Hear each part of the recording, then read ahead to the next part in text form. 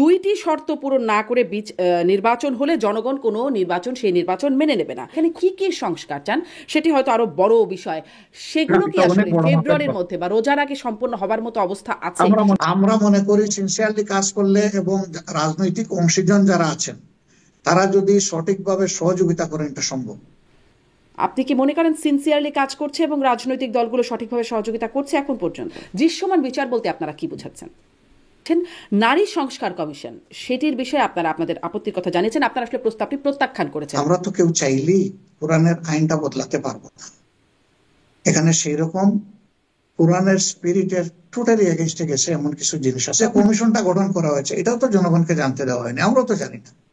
আর কি সব সংস্কার কমিশন আপনাদের সাথে কথা বলে তারপর ঠিক করা হয়েছে? শুধু এই কমিশনটাই হয়নি? যাই, আপনি লন্ডনে খালেদা জিয়ার সাথে দেখা করেছেন, বিএনপি নেত্রী, এবং সেখানে তারেক রহমান উপস্থিত ছিলেন।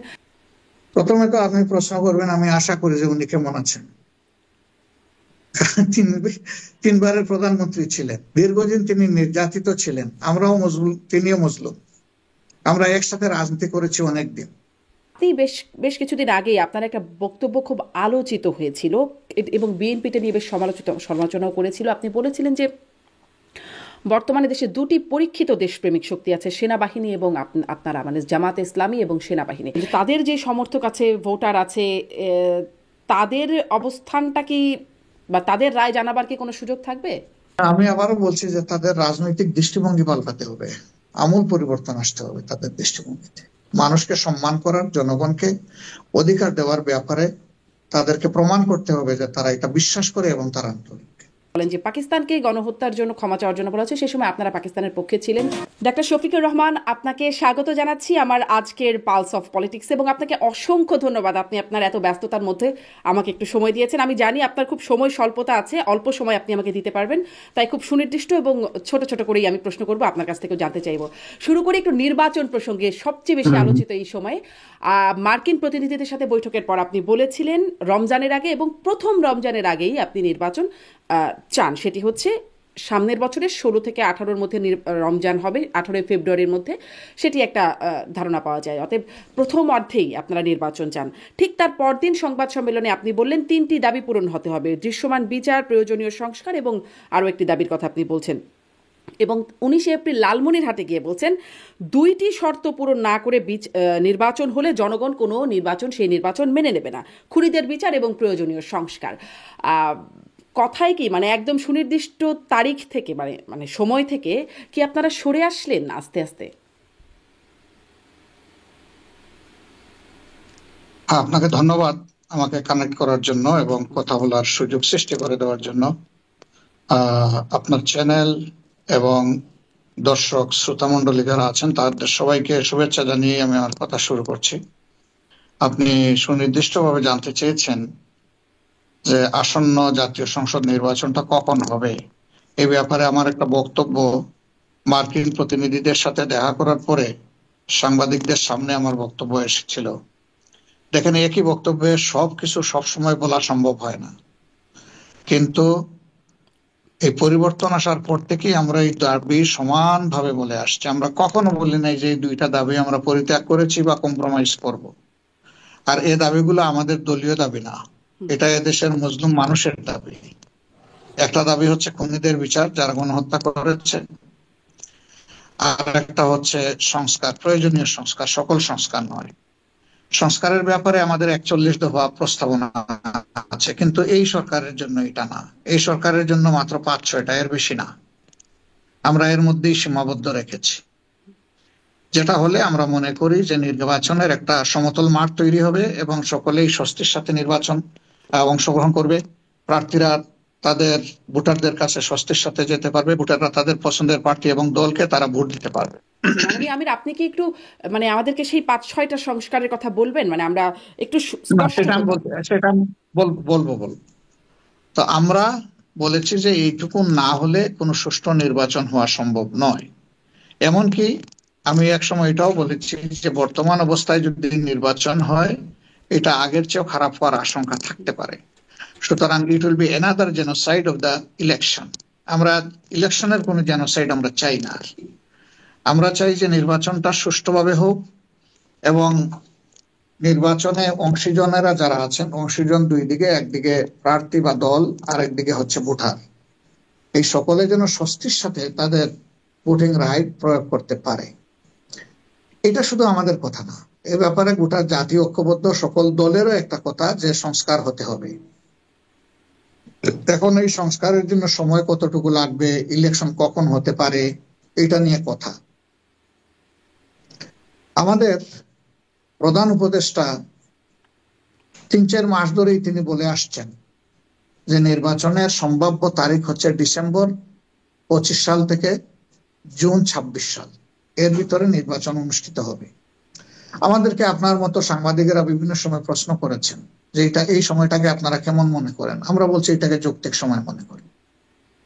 আমাদের স্পষ্ট দাবি হচ্ছে যে প্রধান উপদেষ্টা তিনি যেটা বলেছেন, বারবার বলছেন, এটা আমি মনে করি যে তিনি বুঝে শুনেই বলছেন এবং এতে তার আন্তরিকতাও আছে বলে আমি মনে করি।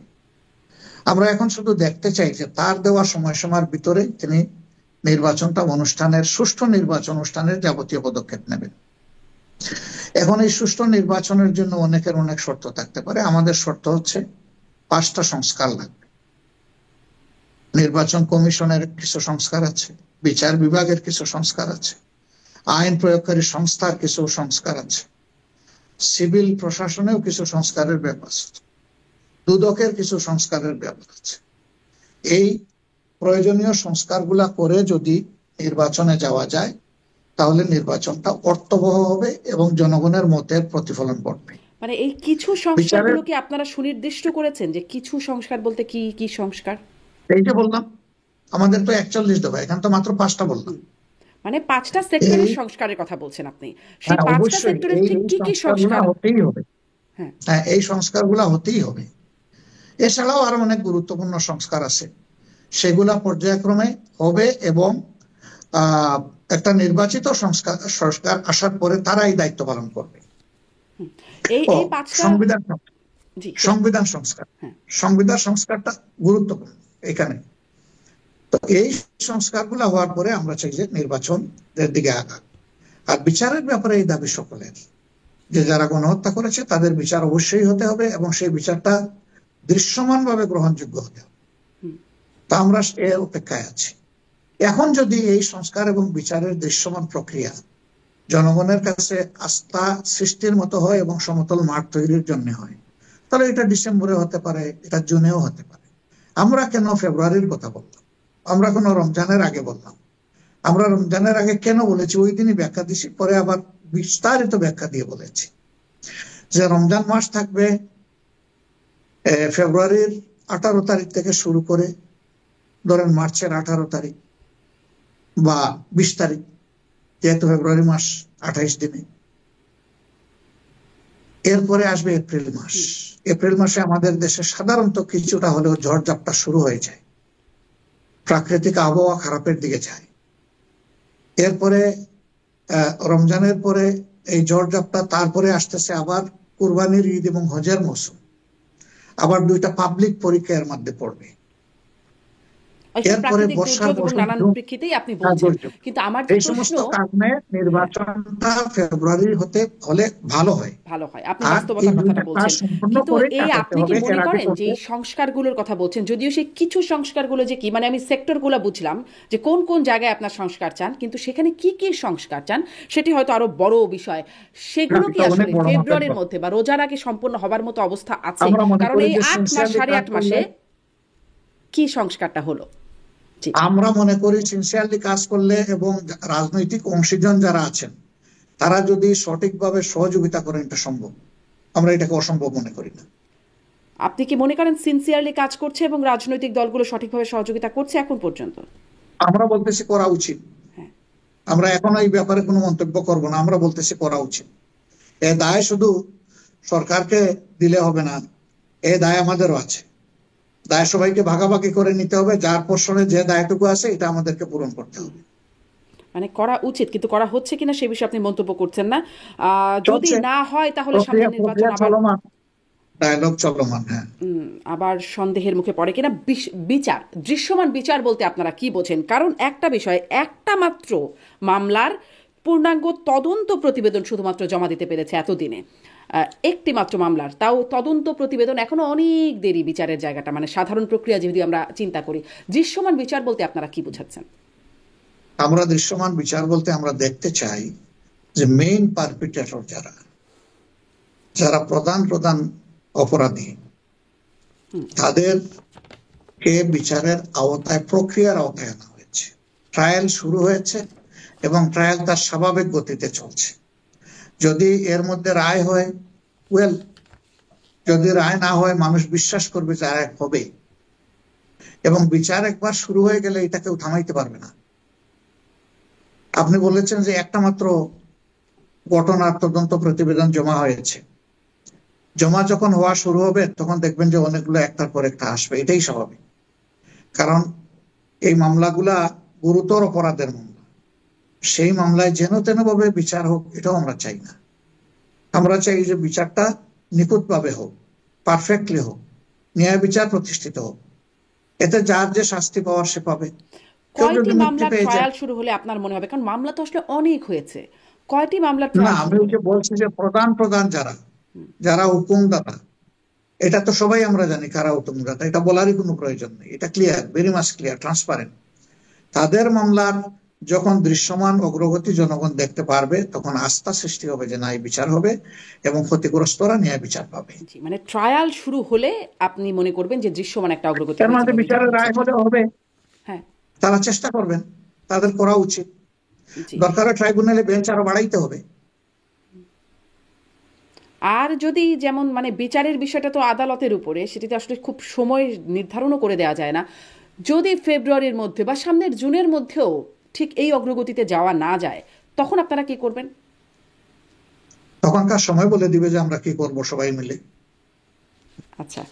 কিন্তু মানে এখনই আমরা এটার ব্যাপারে নিরাশ হতে চাচ্ছি না, আমরা আশাবাদী থেকেই দেখতে চাচ্ছি। জি। তার মানে এখনো অস্পষ্টতা রয়ে যাচ্ছে আসলে নির্বাচনের সময়সীমাটা কেমন বা সময়কালটা কখন হতে পারে সেই বিষয়ে। আপনারা সংস্কারের প্রসঙ্গেও অনেক প্রস্তাবনা দিচ্ছেন এবং আপনাদের মতামতও জানাচ্ছেন। নারী সংস্কার কমিশন, সেটির বিষয়ে আপনারা আপনাদের আপত্তির কথা জানিয়েছেন। আপনারা আসলে প্রস্তাবটি প্রত্যাখ্যান করেছেন, আমরা দেখেছি হেফাজত ইসলাম প্রত্যাখ্যান করেছে এবং বাতিলের দাবি করেছে, পুরো কমিশনটি বাতিলের দাবি করেছে। আপনারা কেন প্রত্যাখ্যান করছেন? আমরা করছি এখানে সুস্পষ্টভাবে আমাদের গঠনতন্ত্রে বর্তমানে যে প্রভিশনটা আছে এটার বাইরে গিয়ে অনেক কিছু এখানে নিয়ে আসা হয়েছে। প্লাস আমরা তো কেউ চাইলেই কোরআনের আইনটা বদলাতে পারবো না। এখানে সেই রকম কোরআনের স্পিরিটের টোটালি এগেনস্টে গেছে এমন কিছু জিনিস আছে, আপনি জানেন, একজন সচেতন মানুষ হিসেবে এগুলো বলার দরকার নেই। ইতিমধ্যে পত্রপত্রিকায় এই বিষয়গুলো আপত্তি কোন কোন জায়গায় সবার পক্ষ থেকে, বিভিন্ন জনের পক্ষ থেকে এটা এসে গেছে। এই সমস্ত কারণে আমাদের আপত্তি। অবভিয়াসলি আমরা মনে করি যে এই ধরনের একটা সুপারিশ এই সময় জাতিকে অস্থির করবে। জি। অস্থির করবে এই কারণে কোরআনিক যেটা আইন তো যুগ যুগ বাংলাদেশে ধরে চলছে কি? হ্যাঁ, যুগ যুগ ধরে চলে আসছে এটা। হঠাৎ করে এই সিস্টেমের এগেনস্টে দাঁড়িয়ে এবং কোরআনের কিছু নির্দেশনার বাইরে গিয়ে যখন এটা করা হবে তখন যারা এটাকে মানবে না তারা তো আপত্তি জানাবে। তো হঠাৎ করে এটা আনার দরকারটা কি ছিল? এটা তো এখন এই সময়ের জন্য ম্যান্ডেটরি কিছু না, এটা পরবর্তী নির্বাচিত গভর্নমেন্ট কিছু করবে। তারপরে যে কমিশনটা গঠন করা হয়েছে এটাও তো জনগণকে জানতে দেওয়া হয়নি, আমরাও তো জানি না, আমাদেরকেও তো আমাদের মতামত চাওয়া হয়নি যে আমরা এই সংক্রান্ত একটা কমিশন গঠন করতে যাচ্ছি, আপনাদের কোনো মতামত থাকলে দেন, সেটাও তো আমরা জানি না। এখন এই যে কয়েকজন মানুষ, তারা তো গোটা নারী জাতির প্রতিনিধিত্ব করেন না, তারা তাদের জায়গা থেকে হয়তো বা তাদের চিন্তা আদর্শের প্রতিনিধিত্ব করেন।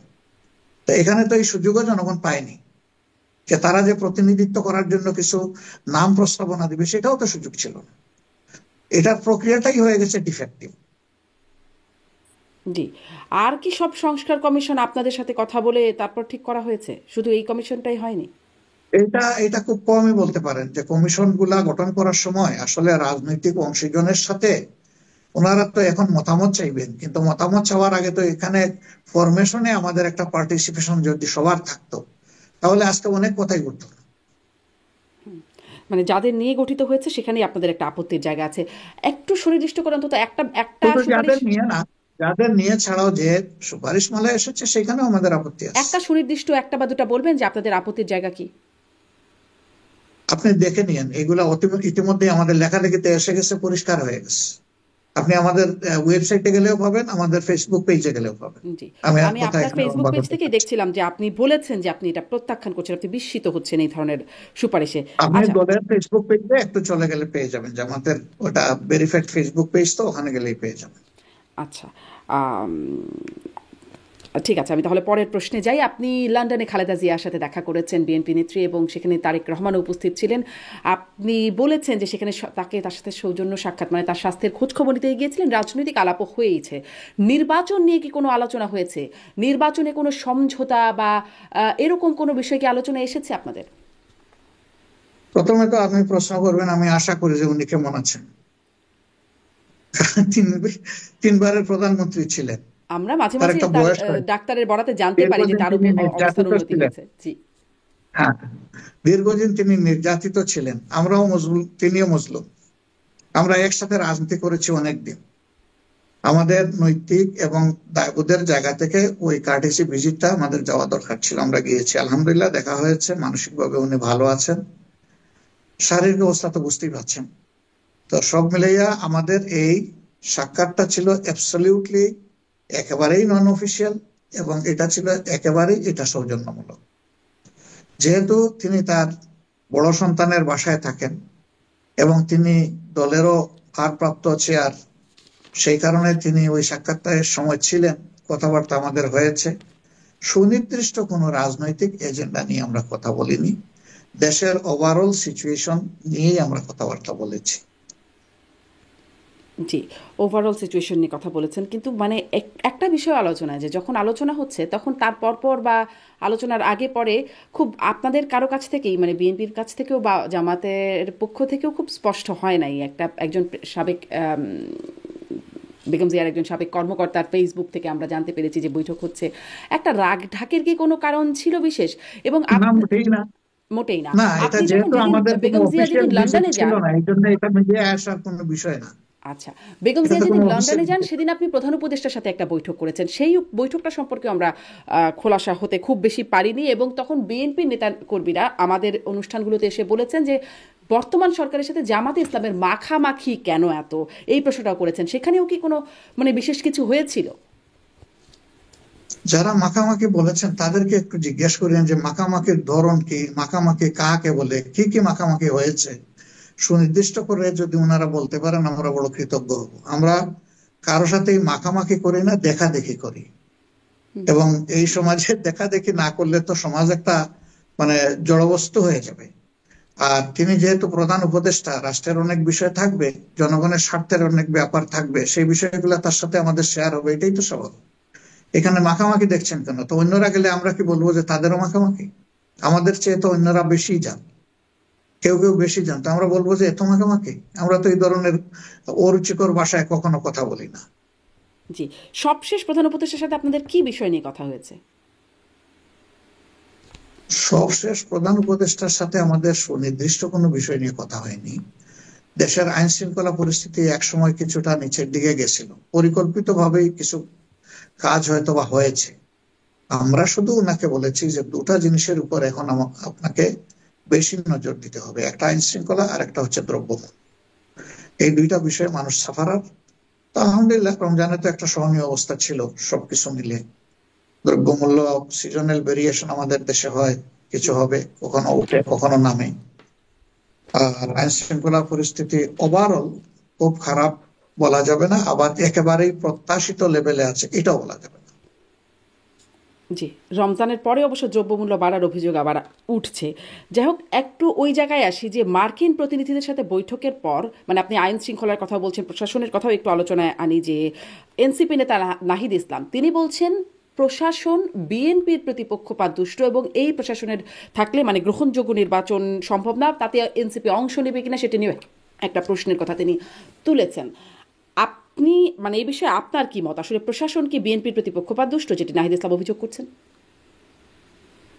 নাহিদ তো নাহিদের অবজারভেশনের জায়গা থেকে কথা বলেছেন, তিনি একটা দলের নেতৃত্ব দিচ্ছেন, তিনি যেভাবে বুঝেন সেভাবেই তিনি বলবেন।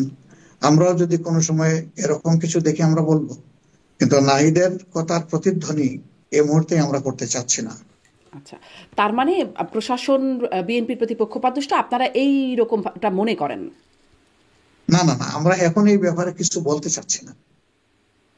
আচ্ছা, আচ্ছা, ঠিক আছে, আপনি এই বিষয়ে তার এই বক্তব্যের ব্যাপারে আমার নো কমেন্ট। তার বক্তব্যটা যদি বাদ দেই, যদি বক্তব্যের ইস্যুটাকে যদি আমি ধরি, যে প্রশাসনের মানে প্রশাসনের বিএনপির প্রতি পক্ষপাতিত্ব আছে কিনা। আমি বিএনপি বলার আগে তো যাবো আরো গুড়ায়। 15.5 বছরে আওয়ামী লীগ যে প্রশাসন সাজিয়েছিল, হুম। বহুলাংশে তারাই তো প্রশাসনে এখনো আছে। কাজে এই বিষয়টা নিয়ে কোনো মন্তব্য করতে হলে আমাদেরকে সবকিছু সামনে এনেই মন্তব্য করতে হবে। মূলে গুড়াই তো সমস্যা রয়ে গেছে অনেকগুলো। এবং এটা শুধু আমার কথা না, এটা সবাই বলে, বিএনপি বলে, আমরা বলি, এনসিপি বলে, সবাই তো এই কথাটা বলে। কিন্তু এটা সলিউশন হওয়া দরকার, আমরা সেই সলিউশনের অপেক্ষায় আছি। কেমন সলিউশন, কিভাবে হবে? আমরা সলিউশনটা এমন চাই যে প্রশাসন কোনো দলের হবে না। আমরা চাই যে কাউকে ফেভারও করবে না, কাউকে ডিসফেভারও করবে না। প্রশাসন হবে দেশের, প্রশাসন হবে জনতার। কোনো বিশেষ দলের প্রতি কোনো আনুগত্য আমরা চাই না, সে যে দলই হোক। এমনকি আমাদের দলের প্রতি আমরা কারো এই ধরনের অন্ধ আনুগত্য এটা চাই না। এরকম কোন আনুগত্য কি প্রশাসনের আপনারা পরিচয় দেখছেন? আছে এরকম আনুগত্য বর্তমানে? জি বর্তমানে কি এরকম কোন দলের প্রতি আনুগত্য আছে প্রশাসন? না না, আমি আমার দলের দৃষ্টিভঙ্গির কথা বলতেছি। আমি ওই ওই বিতর্কে যাচ্ছি না যে আমরা দেখছি কি দেখছি না। সমাজে অনেক অসঙ্গতি থাকে, কিন্তু সবগুলা তো আর মিডিয়া আমরা তুলে আনবো না।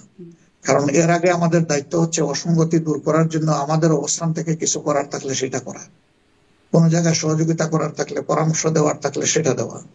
যদি সেই অসঙ্গতি গুলা ভয়াবহ রূপ ধারণ করে, তখন বাধ্য হয়ে পাবলিকের কাছে নিয়ে যেতে হয়। ওটা প্রয়োজনে আমরা যাবো যদি এরকম কিছু দেখি। আমরা এটা প্রত্যাশা করতে চাই না। আমরা চাই প্রশাসন নিরপেক্ষ থেকেই তার নৈতিক দায়িত্ব এবং প্রশাসনিক দায়িত্ব পালন করবে। জি। আপনারা কি চান, এখন কি হচ্ছে, এখন কি অবস্থা, সেটিও একটু আপনার কাছ থেকে বুঝতে চাইছিলাম। যাই হোক, আপনি বলছেন সেই বিতর্কে আপনি যেতে চান না। আপনি বেশ বেশ কিছুদিন আগেই আপনার একটা বক্তব্য খুব আলোচিত হয়েছিল এবং বিএনপিটা নিয়ে বেশ সমালোচনাও করেছিল। আপনি বলেছিলেন যে বর্তমানে দেশে দুটি পরীক্ষিত দেশপ্রেমিক শক্তি আছে, সেনাবাহিনী এবং আপনারা মানে জামাতে ইসলামী এবং সেনাবাহিনী। এবং তারপরে আমরা দেখেছি সম্প্রতি সেনাবাহিনীকে নিয়ে একটা বিতর্ক, আলোচনা, সমালোচনা উঠেছে। হাসনাত আবদুল্লাহ, এনসিপি নেতা, তিনি বলেছেন তাকে ডেকেছে রিফাইন্ড আওয়ামী লীগের প্রস্তাব। এই বিষয়টি আপনি কিভাবে দেখেছেন? এবং তারপরে সেনাবাহিনীর বিরুদ্ধে একটা মুভমেন্টও হয়েছে। এই বিষয়টি আপনি কিভাবে দেখেছেন সেই সময়, সেটি একটু জানতে চাই। এবং সাথে সাথে এটিও যদি বলেন যে সেই সময় উপদেষ্টা আসিফ মাহমুদ তিনি বলছেন যে আসলে সেনাপ্রধান ডক্টর ইউনুসকে মেনে নিতে পারেননি, বুকে পাথর চেপে তিনি আসলে মেনে নিয়েছেন ডক্টর ইউনুসকে। আপনিও সেই সময়টায় মানে সেই প্রক্রিয়াটার মধ্যে ছিলেন, বিষয়টি আসলে কেমন ছিল এই দুটি যদি একটু বলেন আমাদের।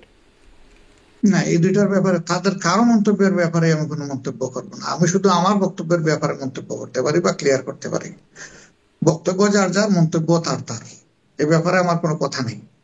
তবে হাসনাত আবদুল্লাহ যখন এই বিষয়ে দিলেন যে আওয়ামী পুনর্বাসনের একটা প্রসঙ্গ এখানে এসেছে আলোচনায়, তখন আমরা আমাদের একটা মত, আমার ফেসবুক টাইম লাইনে গেলে আপনি পেয়ে যাবেন। আমি পরিষ্কার বলেছি যে এটার কোনো অবকাশ নেই। জনগণ ইতিমধ্যেই জনগণের মুখোমুখি হওয়ার কারণে এবং গণহত্যা সংগঠনের কারণে এই সংগঠনের বিচার দেখতে চায়, অন্য কিছু দেখতে চায় না।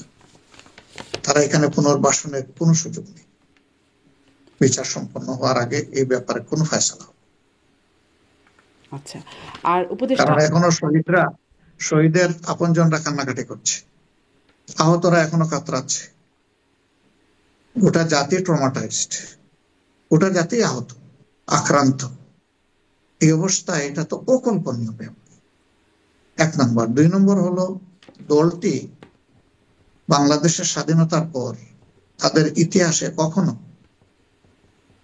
তারা বহুদলীয় রাজনীতি এবং বহুদলীয় সংস্কৃতির নির্বাচনকে উৎসাহিত করে নাই। আপনি যদি স্বাধীনতার পর যান, সেখানেও দেখবেন একদলীয় বাকশাল। যদি 15.5 বছরের শাসন দেখেন, সেখানেও দেখবেন ওই বাকশালের আদলেই একদলীয় শাসন। এবং সেখানে বিরোধী দলমতের জন্য মিনিমাম কোনো স্পেস দেওয়া হয়। মিনিমাম স্পেস না দিয়েই মার কাট অবস্থায় তারা দেশ চালিয়েছে। তারা তো কোনো নির্বাচন করেন নাই। 3টা সুযোগ পেয়েছিলেন, কেন করলেন না? এটাকে অবাধ করলেন না কেন? 18 সালে তো তিনি বলেছিলেন আমার উপরে আস্থা রাখেন, আমি অমুকের কন্যা, নির্বাচন সুষ্ঠু হবে, অবাধ হবে। তো হলোটা কি? 30 ডিসেম্বর দিনের বেলা ইলেকশন হওয়ার কথা, 29 ডিসেম্বর দিবাগত রাত্রে ইলেকশন শেষ। তারা দিন পর্যন্ত ধৈর্যও ধরেন নাই।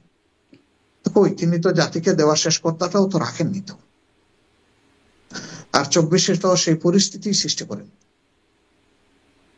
আমি নিজেও একজন প্রার্থী ছিলাম, আমি তো আমার ভোটারদের কাছে যেতেই পারি। আমাদের অনেকে বন্দী করা হয়েছে গড়ে, আর অনেকে বন্দী করা হয়েছে জেলে, এবং অনেক ক্যান্ডিডেটকে মারধর করা হয়েছে। আবার ক্যান্ডিডেটদের যারা নির্বাচনী কর্মী আছেন তাদেরকে মারধর করা হয়েছে। আমার নির্বাচনী এলাকায় 22 জন লোককে কিডন্যাপ করে রেখে দিল সারাদিন। রাত্রে 12টার সময় তারা মুক্ত হলেন, এর মাঝে 4 জনকে আবার জেলেও পাওয়া গেল। তো তারা তো ইলেকশনে বিশ্বাসী না। জোর করে তাদেরকে কারা আনতে চায় ইলেকশন? আগে আওয়ামী লীগ তাদের অ্যাটিটিউড জাতির সামনে পরিষ্কার করল, সেটাই তো করে নাই, করতে পারলো না, ব্যর্থ হয়েছে। তারা যদি এখন যেই নির্বাচনটা বা আপনারা যে সুষ্ঠু নির্বাচন আয়োজনের কথা বলছেন, তারা যদি সেই নির্বাচনটা করতে চায়, তখন আপনাদের প্রতিক্রিয়া কি হবে? অংশ তারা নিতে চায়? নির্বাচনে বিশ্বাস করলে না নির্বাচন করবে? আগে তো বিশ্বাস করার প্রমাণ দেব। তারা তো এখনো জাতিকে ডিস্টার্ব করে, বিভিন্ন ভাবে ডিস্টার্ব করে। সেই ডিস্টারবেন্স গুলো তো একদম ক্লিয়ার, ট্রান্সপারেন্ট, মার্বেলের মতো ট্রান্সপারেন্ট, সবাই তো দেখতে পাচ্ছে এগুলো। তো এগুলা তো গণতন্ত্রের পথে হাঁটার পথ না। মানে তাহলে আপনাদের অবস্থানটা মোটামুটি এখানে সামনের নির্বাচনে আসলে তাদেরকে তাদের অংশগ্রহণের কোনো সুযোগ আপনারা চান না? আমরা চাই না বড় কথা নাই, জাতিই চায় না। কারণ আমি আগেই বলেছি, জাতির বিরুদ্ধেই তারা অস্ত্র ধরেছিলেন।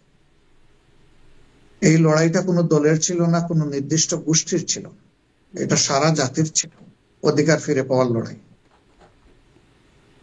তারা তো কার্যত সারা জাতির বিরুদ্ধে দাঁড়িয়েছে, জাতি তো চায় না। আমরা চাইলেই কি, না চাইলেই কি। কিন্তু তাদের তো একটা ভোটার, একটা যে আমরা তো ভোটার হোক, জনগণের সমর্থক আছে। আমরা তো জনগণের জন্য রাজনীতি করি, জনগণের সেন্টিমেন্টকে তো আমরা অসম্মান করতে পারি না, যদি সেই সেন্টিমেন্টটা ন্যায়সঙ্গত হয়। জি, জি, মানে আমি এটাই বলছিলাম যে তাদের যে সমর্থক আছে, ভোটার আছে, তাদের অবস্থানটা কি বা তাদের রায় জানাবার কি কোনো সুযোগ থাকবে? দেখেন, তারা 3টা ভোট করেছে, 14 সালে একটা, 18 সালে একটা, 24 সালে একটা। তাদের ভোটাররাও তো ভোট দিতে যায়নি, এটা তো সত্য। 14 সালে বহু সেন্টারে একটা ভোটও পড়েনি। এরপরে 42, 48, 52 এরকম ভোটের হার দেখানো হয়েছে, সেটা ড্রেসিং করা, টুইস্টেড। তো তাদের ভোটাররাই তো আস্থা রাখে না তাদের উপরে, তাদের কর্মীরা গেলেও তো কিছু ভোট পড়তো, কোন একটা সেন্টার তো খালি যাইতে পারতো না। সেটা তো বাস্তবতা, তার রেকর্ডে ন্যাশনাল ইন্টারন্যাশনাল মিডিয়াতে উঠে এসেছে। মানে সেই বাস্তবতার কারণেই তাদের আসলে সামনের নির্বাচনে অংশগ্রহণ করার কোনো সুযোগ নেই। আমি আবারও বলছি যে তাদের রাজনৈতিক দৃষ্টিভঙ্গি পাল্টাতে হবে, আমূল পরিবর্তন আসতে হবে তাদের দৃষ্টিভঙ্গিতে। মানুষকে সম্মান করার, জনগণকে অধিকার দেওয়ার ব্যাপারে তাদেরকে প্রমাণ করতে হবে যে তারা এটা বিশ্বাস করে এবং তারা আন্তরিক। জি, জি, ডাক্তার শফিকুর রহমান, আপনি বলছিলেন যে আহতরা, যেটি আসলে বাস্তবতা, আহতরা এখনো কাতরাচ্ছে। সম্প্রতি আমরা দেখলাম আহতদের চিকিৎসার জন্য পাকিস্তানে পাঠানো হচ্ছে, 31 জনকে অন্তত পাঠানো হচ্ছে পাকিস্তানে। এটা কি আপনি নিজেও একজন চিকিৎসক, আপনি খুব ভালো জানেন বাংলাদেশের চিকিৎসা ব্যবস্থা পাকিস্তানের চেয়ে বেশ এগিয়ে। সেখানে পাকিস্তানে তাদেরকে পাঠানোর সিদ্ধান্তটা আপনি কিভাবে দেখেন? আমাদের দেশের চিকিৎসা ব্যবস্থায় সবগুলা সেক্টরে আমরা এগিয়ে নাই, কিছু কিছু সেক্টরে আমরা ভালো করছি, আবার কিছু কিছু সেক্টরে আমাদের বেশ কিছু ঘাটতি আছে। যেমন ধরেন, চক্ষু চিকিৎসা এখনো আমরা কিছুটা পিছনে। তারপরে যেগুলা হাড় জোড়া সংক্রান্ত বিষয়ে, অর্থোপেডিক্স প্রবলেম যেগুলো আছে, সেগুলাতে আমাদের অবস্থান এখনো পুরাপুরি ওই not up to the mark. আর পাকিস্তান পাঠানোর, না, বলতেছি যে আমাদের দেশে not up to the mark. আর পাকিস্তান পাঠানোর আগেও 2-1টা দেশে পাঠানো হয়েছে, কিন্তু সেই দেশগুলোতে পাঠানোর ক্ষেত্রে অনেকগুলা জটিলতা আছে। যেমন তুরস্কেও পাঠানোর একটা উদ্যোগ সরকার নিয়েছে, আবার সিঙ্গাপুর এবং ব্যাংককে পাঠানোর উদ্যোগ নিয়েছে।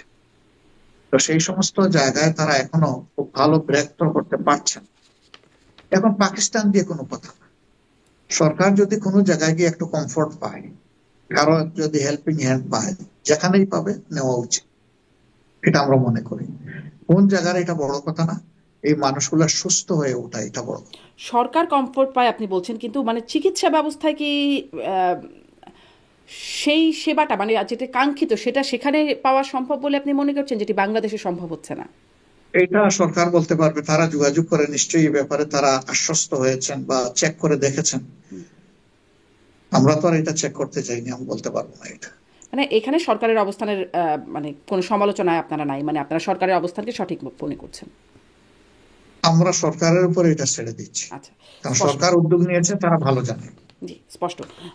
ডাক্তার শফিকুর রহমান, পাকিস্তানের পররাষ্ট্র সচিব সম্প্রতি বাংলাদেশ সফর করলেন এবং সেখানে বিশেষ করে আলোচনা এসেছে, অনেক বিষয়ে আলোচনা হয়েছে। 3টি বিষয়ে বাংলাদেশের পক্ষ থেকে বলা হয়েছে, যদিও পাকিস্তানের পক্ষ থেকে উচ্চ রাখা হয়েছে। 71-এ গণহত্যার জন্য পাকিস্তানকে ক্ষমা চাওয়ার জন্য আনুষ্ঠানিকভাবে ক্ষমা চাওয়ার আহ্বান জানানো হয়েছে, আমাদের ন্যায্য হিস্সা ফেরত চাওয়া হয়েছে এবং আটকে পড়া পাকিস্তানিদের প্রত্যাবাসনের কথা বলার জন্য। আপনি এই বাংলাদেশের এই দাবির প্রেক্ষিতে আপনার অবস্থান কি বা আপনার দলের অবস্থান কি? সরকার তো সরকারের জায়গা থেকেই দাবি জানাবে, এটাই তো স্বাভাবিক। দুইটা সরকারের মধ্যে বাইলেটারাল টক হয়েছে, এটা কিছুটা মধ্যম পর্যায়ের একটা ডেলিগেশন, এটা মন্ত্রী পর্যায়ের না, সচিব পর্যায়ের। তো সেই ডেলিগেশনের সরকার উপযুক্ত মনে করেছে যে এগুলো আমাদের দাবি নিয়ে যে উত্থাপন করা উচিত। তা 71-এর ব্যাপারে, এই ব্যাপারটা তো বহু দীর্ঘ ব্যাপার, এখানে অনেক কথা। 71-এ এই দেশে যে গণহত্যা হয়েছে এই ব্যাপারে কারো কোনো সন্দেহ নেই। অনেকে সংখ্যা নিয়ে বিতর্ক করেন, আমরা এটাতেও যার পক্ষপাতী না। একজন মানুষও যদি অন্যায়ভাবে নিহত হয় সেটা অন্যায়, সেটা অপরাধ। তা এগুলার বিচার হওয়া দরকার ছিল। শেখ মুজিবুর রহমান সাহেব নিজেই তার জীবদ্দশায় 195 জনকে যুদ্ধ অপরাধীর তালিকায় চূড়ান্ত করেছিলেন। তারা সকলেই পাকিস্তানের নাগরিক ছিলেন এবং তারা সেনাবাহিনীর লোক ছিলেন। সেটা সুরা হয়নি, সেটা ওই অবস্থায় থেকে গেল। এরা তাদের দেশে চলে যাওয়ার পরে শেখ মুজিব সাহেবই তৎকালীন পাকিস্তানের প্রধানমন্ত্রী ভুট্টো সাহেবকে বাংলাদেশে তিনি রিসিভ করেছেন, ওয়েলকাম করেছেন, লাল গালিচা সম্বর্ধনাও দিয়েছেন। এবং সেখানে অতীত ভুলে যাওয়ার মতো কিছু কথাবার্তা বলা হয়েছে, আমরা সামনে এগিয়ে যাই, অতীতকে পিছনে ফেলে।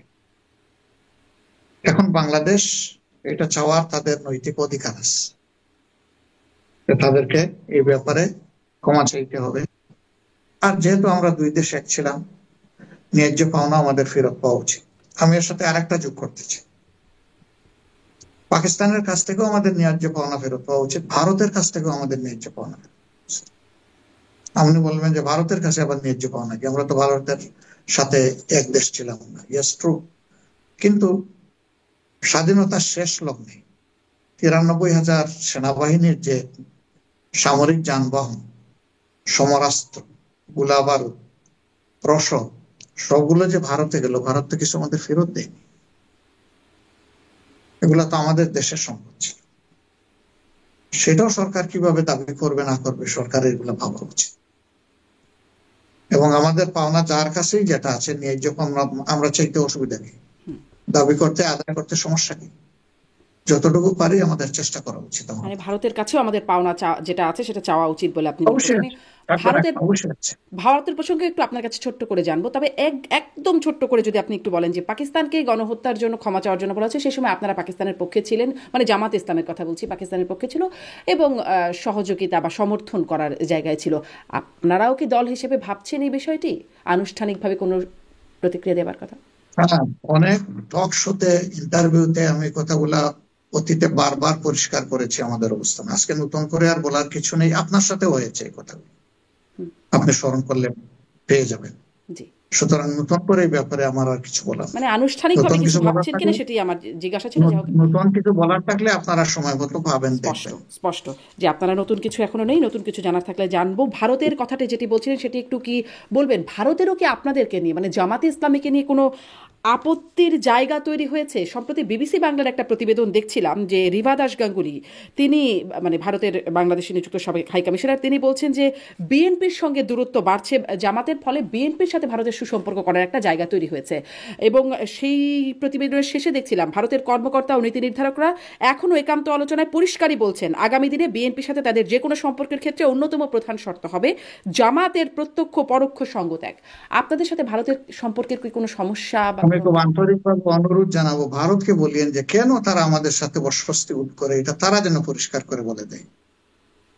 আমরা তাদেরকে আমাদের প্রতিবেশী হিসাবে দেখতে চাই এবং আমরা পরস্পরকে সম্মান এবং ভালোবাসার জায়গা থেকে দেখতে চাই। এবং তারা কেন অস্বস্তি ফিল করে, এটা একটু তাদের কাছ থেকে জানলে ভালো হবে। আমি তো বলতে পারবো না তাদের মনে কি অস্বস্তি আছে, জি, তাদের মনের কথা তো তারাই বলতে পারবে।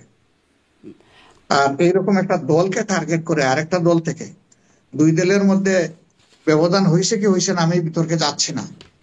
আমাদের মধ্যে বিতর্ক যদি ব্যবধান হয়েও যায়, এটাকে ধরে কি ভারতের সম্পর্ক হবে নাকি? ভারতের সম্পর্ক কি দলের সাথে হবে? ভারতের সম্পর্ক হবে সরকারের সাথে সরকারের, এবং জনগণের সাথে জনগণের। জি, তারা তো আগেও দলের সাথে সম্পর্ক করে আমাদের দেশের অনেক বিষয় হস্তক্ষেপ করেছেন। ভবিষ্যতেও কোনো দলের সাথে সম্পর্ক করে তারা আবার আমাদের আভ্যন্তরীণ ব্যাপারে হস্তক্ষেপ করুন, আমরা এটা পছন্দ করি না। আমরাও তাদের কোনো আভ্যন্তরীণ ব্যাপারে হস্তক্ষেপ করতে চাই না। জি, জি। যেই দলের সাথে দূরত্বের কথা আপনি বলছেন সেটাও কি একটু একদম ছোট্ট, আমি আর একদম একটা দুটা প্রশ্ন করবো, আপনার সময় খুব সংক্ষিপ্ত, আমি জানি আপনার শরীরটাও ভালো না। একদম একটু যদি বলেন যে বিএনপির সাথে কি আসলে এই দূরত্বের জায়গাটা তৈরি হয়েছে, সেটা কি ঘুচে যাচ্ছে আপনাদের বৈঠকের পরে, এরকম মোটেই জায়গায় না, কি গেছে? মোটেই না, মোটেই না। বিশ্বে বহু দেশে গণতান্ত্রিক অনুশীলন হচ্ছে যে বিভিন্ন সময় জাতির দেশের বৃহত্তর প্রয়োজনে অনেক দল একসাথে কাজ করে, অ্যালায়েন্স করে, আন্ডারস্ট্যান্ডিং হয়, যুগপৎ কর্মসূচি বাস্তবায়ন করে, অনেক কিছু হয়। কিন্তু এটা চিরদিনের জন্য না। প্রত্যেকটা দলের তার দেশকে গড়ার তার নিজস্ব একটা কর্মসূচি থাকে, পরিকল্পনা থাকে, দৃষ্টিভঙ্গি থাকে। একটা সময় হয়তো একসাথে চলে, আবার একটা সময় দেখা যায় যে পৃথক হয়ে যায়। সেটা বিভিন্ন দেশে এই সংস্কৃতি চালু আছে। জি, আপনি সম্প্রতি একটা আয়োজনে বলেছিলেন যে এখন আল্লাহর বিধানের শাসন কায়েম করা খুবই প্রয়োজন, মানে আল্লাহর আইন সবই তো দেখেছি, এখন আল্লাহর আইন দেখতে চাই। একটু এইখানে একটু স্পষ্ট হতে চাই যে মানে সব যারা ইসলামিক বক্তা আছেন সবাই আল্লাহর আইনের কথা রেফারেন্সেই কথা বলেন। মানে হেফাজত, আমি যদি বলি হেফাজত ইসলাম আল্লাহর আইনের কথা বলছেন আপনারা বলছেন, এমনকি হিজবুত তাহরির বিভিন্ন উগ্রবাদী সংগঠন তারাও আল্লাহর আইনের কথাই বলছেন। আমরা আসলে কোথায় স্পষ্ট হব? ইসলামী বক্তা কেউ কেউ বলছেন মাহরাম ছাড়া যদি নারীরা বের হয় সেখানে ধর্ষণ হলে দায় তাদেরও আছে, তারাও আল্লাহর আইনের রেফারেন্স দিয়ে বলছেন। ইসলামিক ফাউন্ডেশনের গভর্নর বলছেন কতল করতে হবে, যদি দাওয়াতে কাজ না হয় পিডানি দিতে হবে, এরকমটি বলছেন। তিনিও মানে রেফারেন্স, কোরআনের রেফারেন্স দিয়ে বলছেন, হাদিসের উদ্ধৃতি করছেন, মানে এরকম বলছেন। আমরা আসলে বিভ্রান্ত হব না? আল্লাহর আইন তো আমাদের অবস্থান স্পষ্ট, আমাদের অবস্থান একেবারেই স্পষ্ট। আমার বা অন্য কারো বক্তব্যের মাধ্যমে ইসলামী আইনের দিক নির্দেশনা হবে না। এটা আল্লাহ যে বিধান কোরআনে দিয়েছেন এবং মোহাম্মদ সাল্লাল্লাহু আলাইহি সাল্লাম মদিনা কেন্দ্রিক যে দুনিয়ার সর্বযুগের সর্বশ্রেষ্ঠ শাসন ব্যবস্থা গড়ে তুলেছিলেন, আমরা ওইটার কথাই বলছি। এর বাইরে গিয়ে কেউ কি বললেন না বললেন এটা আমাদের প্রপার্টি না। আমাদের কথা একবারে পরিষ্কার, আমরা শান্তিপূর্ণভাবে নিয়মতান্ত্রিকভাবে এই পরিবর্তনগুলো চাই এবং আমরা মনে করি যে দেশের বৃহত্তর জনগণ এই ব্যাপারে এগিয়ে আসবে।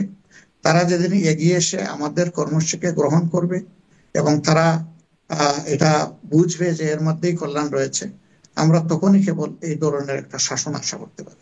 জি, আসলে তো বুঝছে না, আসলে দেখা যাচ্ছে এক একজন এক একদিকে বলছে, আল্লাহর আইনের কথা বলেই এক একজন এক একদিকে যারা বলছে। বলছে তাদের ব্যাপার, এটা তারা বলুক।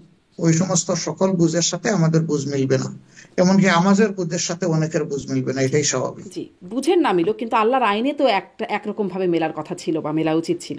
হ্যাঁ, মিলার কথা ছিল, হবে ইনশাআল্লাহ। জি, আপনাদের নিবন্ধন ইস্যুটার কি অবস্থা? কবে, মানে নির্বাচন তো সামনে, নিবন্ধনটা আপনারা কবে নাগাদ ফিরে পাবেন বলে ভাবছেন? আবার আমি বললে কোর্টের উপর হস্তক্ষেপ হবে না তো? এখন এটা ট্রায়াল প্রসেসে আছে। এর উপরে 3 সেশন শুনানি হয়েছে। আমাদের আইনজীবীদের ধারণা আর একটা সেশন শুনানি হলে এটা শুনানিটা সম্পন্ন হবে, তারপরে হয়তো রায়ের দিকে যাব। আপনারা এখন যত তাড়াতাড়ি হয় ততই ভালো। জি, ডাক্তার শফিকুর রহমান, অনেক ধন্যবাদ। আপনার শরীরটা ভালো না আপনি বলেছেন, তারপরেও আপনি অনেকটা সময় আমাকে দিয়েছেন। অনেক ধন্যবাদ যুক্ত হবার জন্য। আপনাকেও ধন্যবাদ। ভালো থাকেন। আসসালামু আলাইকুম ওয়া রাহমাতুল্লাহ। ওয়ালাইকুম আসসালাম। দর্শক ধন্যবাদ এতক্ষণ সাথে থাকবার জন্য।